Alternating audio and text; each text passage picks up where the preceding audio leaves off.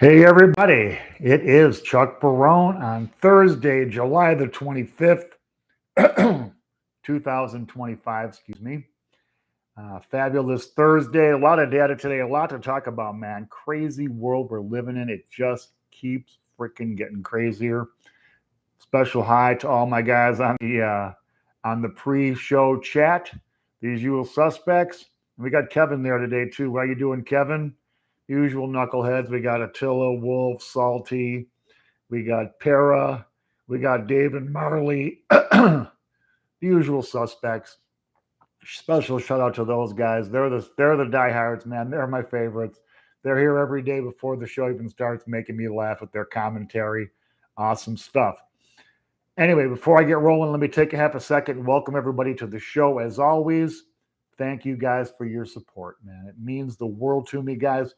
The show got some extra views yesterday, so everybody must have been hitting that thumbs up button. I really appreciate it. We got to keep it above 1,000 per day, man. I need 1,000 views minimum. The earnings I'm making on the show are down, and this might be the first month ever on YouTube where I don't make a check. Sad news. But anyway, we're going to rebuild the show. We got plenty of loyal people here. It's all on me. I've been a little bit inconsistent. Time to pick up the pace. All right, let's talk about markets today. Very strange day. Lots of good news for the Federal Reserve today, which was kind of, I don't know, depending on how you're looking at things. It looks like Powell's going to get this soft landing thing going here. It's really something. I got to say, I still have my doubts about whether we can actually land it safely like that. But let's see. The signs are there that it could happen.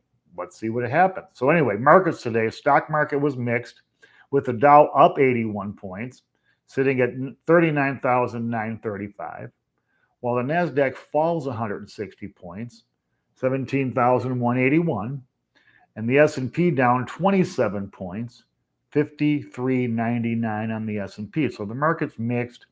Broader index is down, narrower Dow Jones up. Earnings kind of coming in a little bit weird here. I'm surprised Ford didn't hit the Dow today. But the stock market, truth is, tomorrow's the data everybody's waiting for. We're going to get that freaking PCE number, and that's what everybody wants to see. Bond market mixed today. You got people buying the 10-year, so it falls 3 basis points to 4.25%. You got people selling the 2-year just in a small way. It's up 1 basis point to 4.43%. So that's helpful for this inversion, kind of widening it back out. Now you're looking at, 18 points on the inversion. It's been very narrow. 14 is the narrowest I've seen it. But it looks like this inversion might be going away, guys. Fascinating stuff. The dollar today rallies up a little bit, up 5 basis points on the index, 104.40.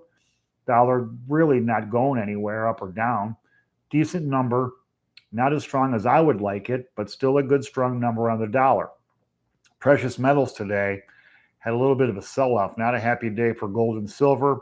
Gold falls $32.90, sitting at $2,364.40. Silver falls $1.04 per ounce, sitting at $27.82 per ounce. Not happy numbers. Now, the good news is gold's still up more than 20%. We're right at 20% for the year, so not a bad result at the half point, just past the halfway point to be up 20% so far this year. I think gold and silver will make their rally. We'll see what happens with rates and how that's going to affect precious metals. I would think, rate cuts being inflationary, it'll do a number on the dollar, and it should push commodities, gold and silver, higher. Oil today up 69 cents, a small rally in oil today, $78.28 for a barrel of West Texas Intermediate. I'm telling you guys, you're going to see it in that trough again. 70 to 75 is where it wants to be. And it's going to have a little bit of up and down, but it's going right back into that trough. Bitcoin today falls $767, sitting at $65,279 for Bitcoin. Still a decently strong number. Just nowhere having some difficulty now approaching that 70,000, which is going to be its resistance. We'll see. All right, let's talk about data because there's a lot to talk about today. First thing we get is GDP. Second quarter GDP comes in at 2.8 increase plus 2.8%.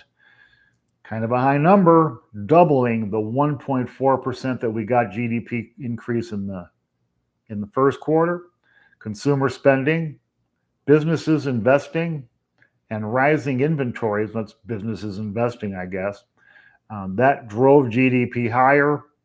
The only thing that really was a drag and a weight on was home construction and other real estate stuff dragging it down a little bit. It would have been even higher. If real estate was pumping right now, this number could have been 3.5. Sad news for real estate. Sad news for the economy in total. But 2.8% number is pretty good for a quarter. We'll see now what the revisions say, because that's always the deal with these numbers, right? They give you this amazing number when they first announce it, and then very quietly over the next couple of months, they revise that number down. We'll follow that and see where this GDP ends up. The Atlanta Fed, though, was right on the money on this. Experts were predicting 2.4% increase, 2.2% increase. Boom, 2.8. Now let's see. Now let's wait for the revisions to see if it stays, right? Jobless claims, that's the other big data we were waiting for, come down to 235,000 this week. That's down 10,000 claims from last week. Last week was 245. So the job market, well, not as high and hot as it once was, back, say, 8 months ago or toward the end of last year, where it was really booming. We were having claims in the 120 number. Now claims are a little bit higher and kind of staying there above 200,000, but still a good, strong number. The jobless rate stays the same at 4.1%. So these two, when you look at both of these, they certainly set the table for whatever Powell wants to do. He can say that the economy is doing just fine with these higher rates, as evidenced by this data. So he can keep rates higher if he wants. He can show that inflation's coming down depending on what this PCE number is. And I'm getting mixed signals on this. We'll see on where this is going to come in tomorrow. But we'll see. It's fascinating stuff. But Powell's got some flexibility now. The economy is kind of working exactly, I'm sure, as the Fed was hoping it would. I got to say I'm really surprised, because it typically doesn't work out that way, right? So much for the best laid plans and all that, right? But jobless claims coming down.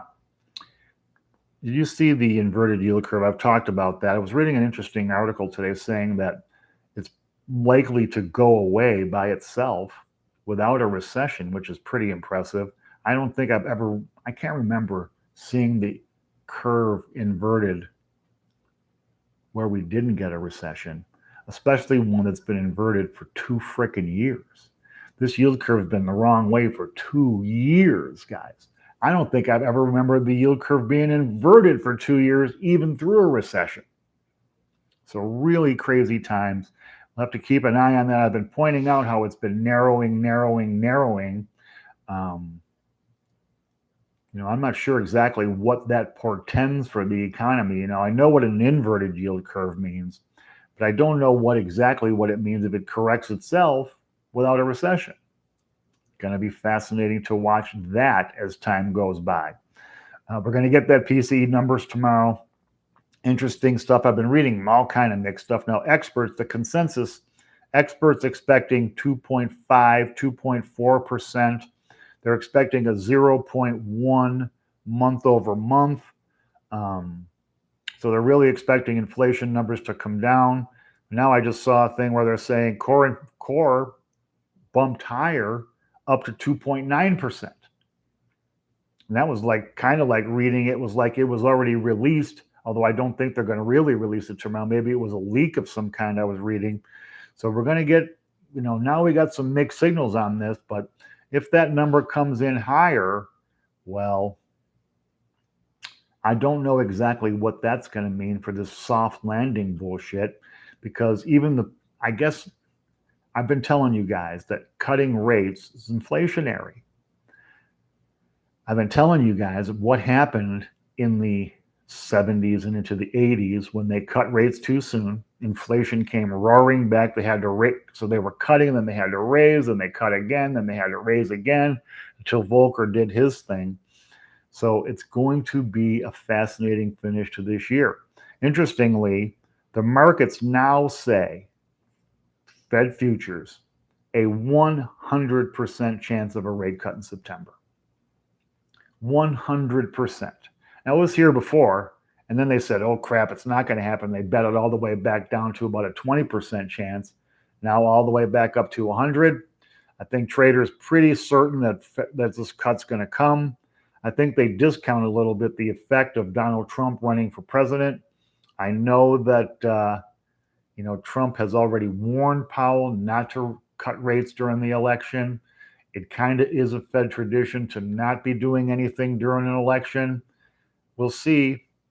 Again, it's just there's so much freaking uncertainty, guys. It just drives me out of my mind, It's like you're getting mixed signals. I think the Fed really would like to cut rates. I think they need inflation data, this PCE number tomorrow, to really be strong because people just don't give a crap about GDP. They don't give a crap about jobless claims, right? And the other things the Fed are looking at. What they care about are their own incomes and what it costs to buy the stuff they want and need. And if prices are going up or prices are even staying up, let's face it, food inflation, although it's been coming back a little bit over the past couple of months, was kind of tamed down. We were stuck at about a 21% roughly increase in the cost of food. Well, that's what everybody notices. They notice what the cost of butter is. They notice what the cost of produce is. They notice soda, chips, the stuff people buy, right? Meat, everything going higher, higher, higher, eggs. But, and so, when you weigh that against GDP, most people don't even know what GDP is. No one tracking jobless claims to see what's the strength of the economy. So that's why they call it pocketbook issues, guys. It's all about what comes in and what goes out of your own pocketbook. Gold traders, I was reading an interesting article in Barone's about gold today. They were saying gold traders are taking profits now. That's why we're seeing gold and silver tanking a little bit, taking profits now ahead of what they believe is this coming stock market correction. Fascinating stuff, guys. I don't know why. If the stock market goes down, does that mean gold goes down with it? I don't know if they work in tandem like that, but fascinating, crazy ass stuff. It just keeps getting crazier, man. It just, I wish I could, I want to come on this show one day with nothing but good news. I can't wait for that day. Now, granted, I'll probably lose a lot of views because people don't like hearing stories about good news. They want the drama. They want the bad. They want the fear porn, Well, here's the fear porn. The VIX is at 18.46. Now, this is the fear index for the stock market. This is the number that talks about what they're expecting as far as are they scared the market might correct. Volatility index is what it actually is. The number has been steadily climbing. It was at 12.13 for a long time. I was really surprised to see it down there. Now accelerating up. Let's see if the VIX leads us to a correction of some kind. But I got to say, even though I hate to say, but Powell has kind of really done a pretty stellar job. The bottom line is inflation is still too high, but it is coming down. Even without having to raise rates higher, he's managed to bring inflation down. He's managed to keep the economy going. And I think a couple more rate increases probably would have tanked it right away. I'm surprised, honestly, it's not tanked already, but I might be a little biased, guys. Being in real estate, being a mortgage broker, everybody knows the state of our industry. And I certainly have done my share of complaining about it on this show. Sorry. But, maybe because I basically have been in a personal recession, right? The income has dropped pretty dramatically over the past couple of years. Maybe that poisons my thinking about the overall economy because most people relate things to themselves, right?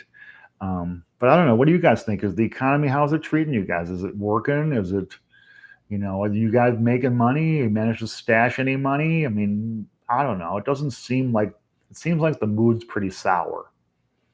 And I think with this election coming up and all the twists and turns this friggin' thing is taking, I think, it's probably not going to make anybody happy until the election actually happens in November. And then depending on what the result is, I think that's not going to make half the people happy. But I think no matter who the two candidates are, the country's pretty much split 50-50. I think that we're going to have a very close election. I think a few states are going to be the swing states that decide it, with Nevada being one of those swing states. The big key to me, though, is Pennsylvania. That's why I believe Kamala Harris will probably name Shapiro as her running mate. I was reading some articles yesterday saying that that may not be the greatest thing for the Democrat Party. Well, I certainly think that she's not going to get elected if she loses Pennsylvania. It's just that simple. So everything she can do to strengthen herself in Pennsylvania would be a smart move, I would say. So we'll see, though. Again, I don't know crap about the inside baseball of politics. I'm just talking from a 30,000-foot view of it, saying, well, if I'm running for president, I would like to have, if I'm weak in a spot, I'm going to pick a VP. I would like a VP pick that could strengthen me in that certain spot and maybe some other spots around it. We'll see, though. The Democrats are not known for picking candidates wisely all the time. Neither are the Republicans. Don't get me wrong, Democrats. But it's going to be a wild finish to this year. We got, this Fed to look at. We got a possible recession to look at. We got this election and all the craziness it brings with it. Of course, we got football season coming, so there is some good, bright light coming to us. At least we got that to look forward to. But it's going to be a fascinating finish. Before I go to that, a couple of things, you guys know that I'm loath to talk about politics. My own personal politics are disagreeable with most people because I'm kind of the hybrid where socially I'm pretty liberal. I don't care who's sleeping with who as long as they don't shove it in my face. Abortion is not an issue for me. Guns, I hear all the stories, but I've never seen them come and take guns, so I'm not really worried about that. So social stuff, I'm kind of liberal. The government stuff, however, and some of the other stuff, very conservative on. And I saw two things yesterday. I wanted to talk about it. Did you guys see the film clip of that cop in London kicking that Muslim guy in the face? They're making a very big deal out of this. The guy was down on the ground, face down, head up, though he was not unconscious. The cop was handcuffing him, and another cop came up and kicked him square in the face and then stomped on his head. So the population that's sympathetic to the Muslim guy, protesting, going crazy in England. But let me tell you this backstory to this, because you guys might have seen this. The guy that was on the ground fought the police and beat up a woman cop, broke her nose, punching her in the face, injured two other cops fighting with him. And now they're going to, of course, the way they're doing it everywhere, they're going to now protest that this guy was mistreated. Well, what do you want? Flowers? What do you want? A chauffeured ride to jail? I mean, this is just crazy ass stuff, man. We're sympathizing with the wrong people here, guys. This guy punched a woman cop in the face and broke her nose. If I'm a cop, I'm kicking that guy in the head too. Sorry. Also, here in the U.S., did you guys see these lunatics protesting Netanyahu's speech yesterday? Okay, so here's the president or the premier or whatever they call it in Israel, our greatest ally in the Middle East for 70 years, right? More. And they're protesting, holding up war criminal signs. Now, I know a lot of people are sympathetic to the people in Gaza, and so am I. They're kind of got a really screwy deal. But they did invade Israel. They did mass murder in Israel. They did take hostages in Israel. They did do that. So Israel retaliates, and now they're the terrible genocide. But moving away from that, the protesters took down the American flag, burned it, and raise the Palestinian flag in Washington, D.C. Sorry, guys. I don't care what your case is. I don't care what your sympathies are. I don't care what your story is. They were tagging and spray painting all monuments in D.C., writing death to America, and all this crazy, stupid shit. Guys, you want to win people over? You're going about it the exact wrong way. You think disrespecting the United States of America and its symbols is a way to get sympathy from the American people? Maybe there's a certain segment that no matter what you do, we're going to say, oh, those poor people. Sorry, man, not me. So now you want to find a way to turn the middle off, because I really consider myself pretty much in the middle. There's your method, guys. There's your method. Anyway, at 20 minutes, let me say goodbye here. It's it for the day. Tomorrow, we're going to have the PCE number. So tomorrow's show is going to be a big one to wrap up the week. Again, guys, thank you so much for your support. Please hit the thumbs up, like button. Let's get this video out there in front of a few people today. I really could use the extra views, guys. It's going to be a hell of a finish to this week, this month, this year. We got so much to look forward to. I'm going to be here to bring it all to you guys. Until tomorrow, everybody, take care. Thanks.